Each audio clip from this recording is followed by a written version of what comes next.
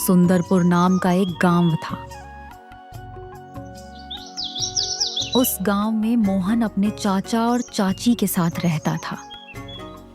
उसके माता पिता बहुत पहले ही गुजर चुके थे, इसलिए वह अनाथ होकर उनके घर में रह रहा था। मोहन का चाचा उससे बहुत प्यार करता था, लेकिन उसकी चाची उससे नफरत करती थी क्योंकि वह अनाथ था और घर पर बोझ लगती थी। मोहन रोज दूसरों के खेतों में काम करता और जो पैसे मिलते उन्हें अपने चाचा के हाथ में दे देता।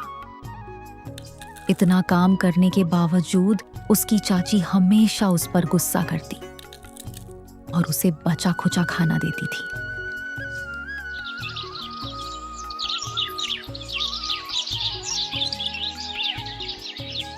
चाची, आज मुझे घर लौटने में थोड़ी देर होगी।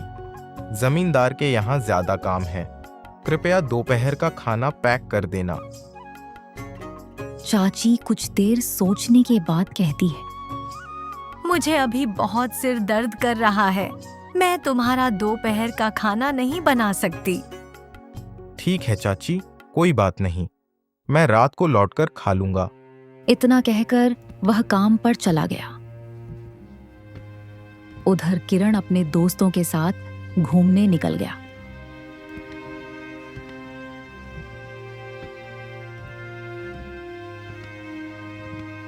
जमींदार के यहाँ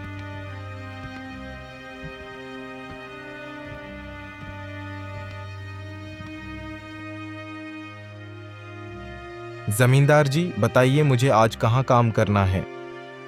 मोहन, आज तुम गांव के बाहर वाली जमीन में बीज बो। काम ज्यादा है, इसलिए देर भी लगेगी। चलेगा? चलेगा जमींदार जी। मोहन खेत में कड़ी धूप में काम करता रहा।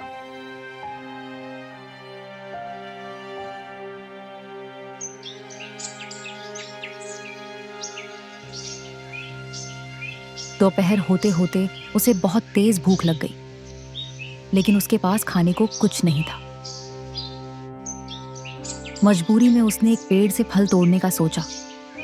नीचे गिरा हुआ एक आम मिला, जिसे उसने खा लिया।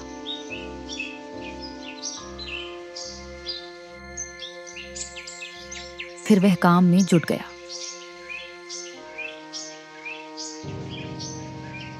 शाम होते होते काम समाप्त हुआ।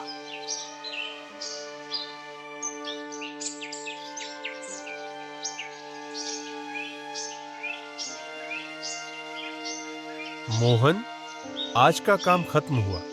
ये लो तुम्हारी कमाई।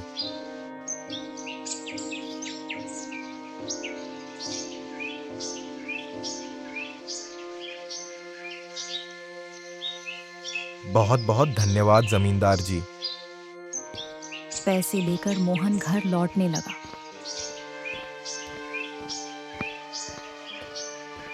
रास्ते में उसका दोस्त मनोज मिला। अरे मोहन भाई, कैसे हो? बड़े दिनों बाद मिले हो। सब ठीक तो है ना? बस भाई, काम करके पूरा बदन दर्द कर रहा है। सुबह से कुछ खाया भी नहीं, बहुत भूख लगी है। अब घर जाकर खाना खाकर सो जाऊंगा। क्यों भाई, चाची ने खाना नहीं बनाया?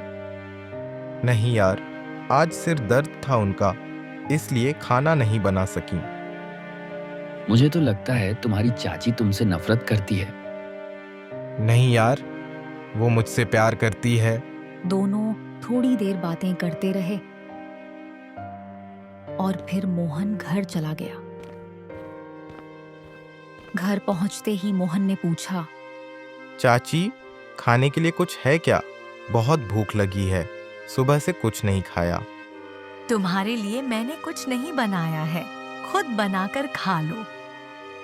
यह सुनकर मोहन का दिल टूट गया। उसने कुछ नहीं कहा, चुपचाप अपने कमरे में चला गया और मन ही मन सोचने लगा, हे भगवान, मैंने पिछले जन्म में कौन सा पाप किया था जो मुझे यह सब झेलना पड़ रहा है। तभी उसके चाचा वहां आए।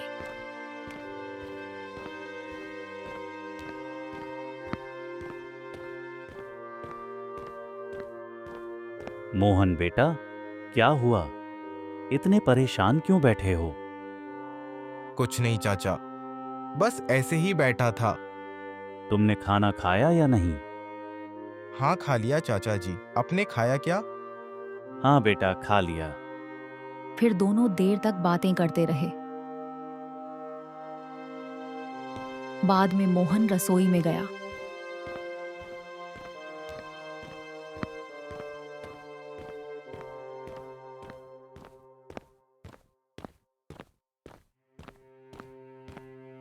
वहां बस एक सूखी रोटी और कई दिनों का बासी चावल पड़ा था। मजबूरी में मोहन ने वहीं खा लिया और अपने कमरे में सो गया। रात में उसे सपने में उसके पिता दिखाई दी, जो स्वर्ग में थे। मोहन मेरे बेटे, थोड़ा सब्र रखो, सब ठीक हो जाएगा। एक दिन तुम्हारी चाची भी तुमसे प्यार करेगी। पिताजी, मुझे आपकी और माँ की बहुत याद आती है। हम हमेशा तुम्हारे साथ हैं। हमारा आशीर्वाद हमेशा तुम्हारे साथ रहेगा। इतना कहकर मोहन के पिता गायब हो गए।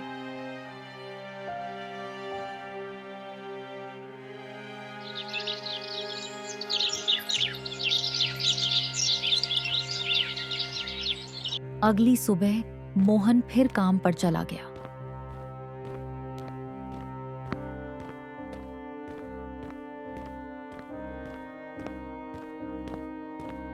शाम को लौटते समय उसने देखा कि उसका भाई किरण किसी लड़की से बातें कर रहा है। किरण क्या कर रहा है? मुझे कुछ तो ठीक नहीं लग रहा।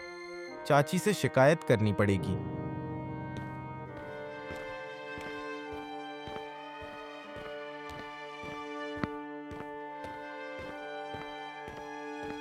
घर आकर मोहन ने चाची से कहा, चाची, किरण किसी लड़की से बात कर रहा था। मुझे कुछ ठीक नहीं लग रहा। तुम काम करने जाते हो या मेरे बेटे पर नजर रखने? तुम जलते हो मेरे बेटे से। ऐसा नहीं है चाची, मुझे बस डर लगा, इसलिए बताया। लेकिन चाची ने उसकी बात नहीं मानी। मोहन अपने चाचा के पास गया।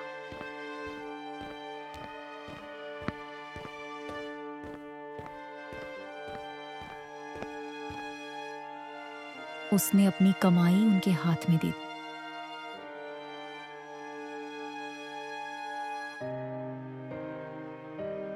बेटा मोहन, तुम बहुत अच्छे हो। काश किरण भी तुम्हारी तरह समझदार होता। चाची की बातों का बुरा मत मानना, वो थोड़ी गुस्से वाली है। चाचा, मैं चाची को अपनी माँ मानता हूँ। माँ ना सही, आप दोनों तो मेरे माँ बाप हैं। ऐसे ही दोनों थोड़ी देर तक बात करते हैं।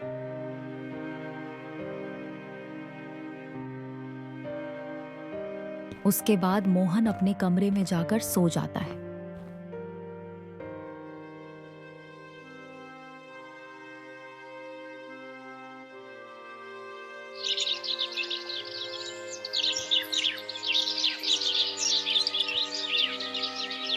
अगले दिन किरण अपनी माँ से बोला, माँ, मुझे दोस्तों के साथ घूमने जाना है।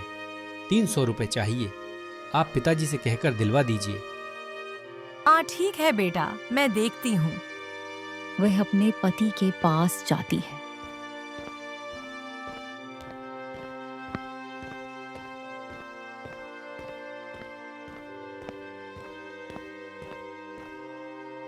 किरण घूमने जाना चाहता है, 300 रुपए चाहिए।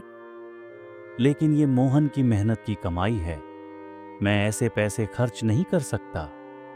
आप हमेशा मोहन की ही सोचते रहते हैं। कभी अपने बेटे के बारे में भी सोचिए। मोहन हमारा बेटा है। उसके पिता से वादा किया था कि उसे बेटे जैसा पालूंगा। तभी मोहन वहां आ गया।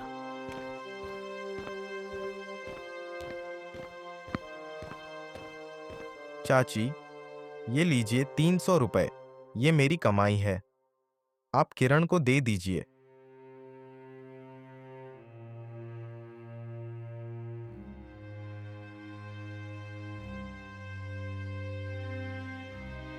चाची बिना कुछ बोले पैसे लेकर चली गई।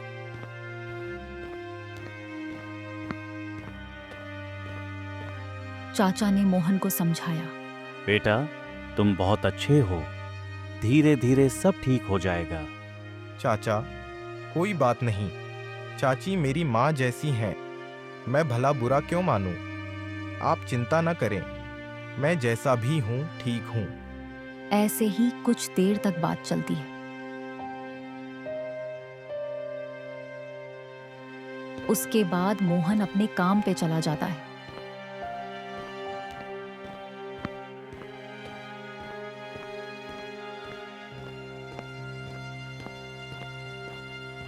मोहन को काम में जाते समय रास्ते में किरण दिखता है। किरण उसी लड़की के साथ खड़ा है जिसके साथ वह कुछ दिन पहले बात कर रहा था। अरे ये क्या? किरण फिर से उसी लड़की के साथ बातें कर रहा है। अभी मैं चाची को बताऊंगा तो चाची मुझे ही उल्टा सीधा कहेंगी। शाम को लौट के चाचा जी से कहूंगा। इतना बोलकर मोहन काम पे निकल देता है।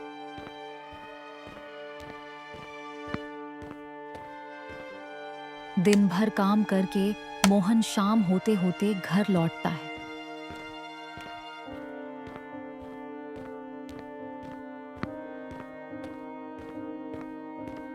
मोहन घर आकर देखता है उसके चाचा चाची उदास मन से बैठे हैं। मोहन अपने चाचा से पूछता है, क्या हुआ चाचा जी?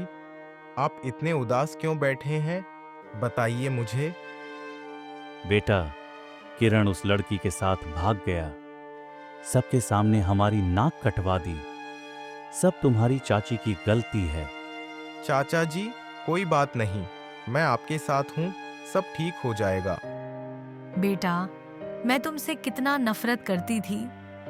तुम कितने अच्छे हो, मुझे समझने में देर हो गई। माफ कर दो मुझे। कोई बात नहीं चाची, आप भी तो मेरी माँ जैसी हैं। ऐसे ही कई साल बीत जाते हैं। अब मोहन अपने चाचा और चाची को अपने माता पिता के जैसे प्यार करने लगा। उसकी चाची भी उससे बहुत प्यार करने लगी।